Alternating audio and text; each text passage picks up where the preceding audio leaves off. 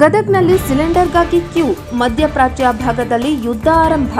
ಆದಾಗಿನಿಂದ gas cylinder ಸಮಸ್ಯೆ ಗದಗ ಜಿಲ್ಲೆಯಲ್ಲೂ ಹೆಚ್ಚಾಗಿದೆ. ಸರದಿ ಸಾಲಿನಲ್ಲಿ ನಿಂತು ಸಿಲಿಂಡರ್ ಬುಕಿಂಗ್ ಮಾಡಿಕೊಳ್ಳುವ ಅನಿವಾರ್ಯತೆ ಎದುರಾಗಿದೆ. ಗದಗ ನಗರದ ಲಖಾನಿ ಏಜೆನ್ಸ್ ಅವರ HP ಗ್ಯಾಸ್ ಕಚೇರಿ ಬಳಿ ಕ್ಯೂ ನಿಂತಿದ್ದಾರೆ. ಈಗ ನಿತ್ಯ ನೂರಾರು ಗ್ರಾಹಕರು ಬುಕಿಂಗ್ ಮಾಡಿಕೊಳ್ಳುತ್ತಿದ್ದಾರೆ.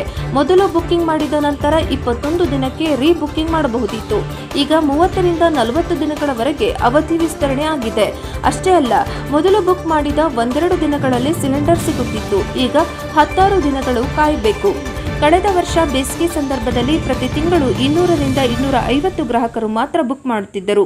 ಈ ವರ್ಷ ಮಾರ್ಚ್ 8 ರಿಂದ ಇಲ್ಲಿಯವರೆಗೆ ಅಂದ್ರೆ ಕೇವಲ 15 ದಿನಗಳಲ್ಲಿ 2,500 ದಿಂದ 3,000 ಗ್ರಾಹಕರ ಬುಕಿಂಗ್ ಆಗಿವೆ.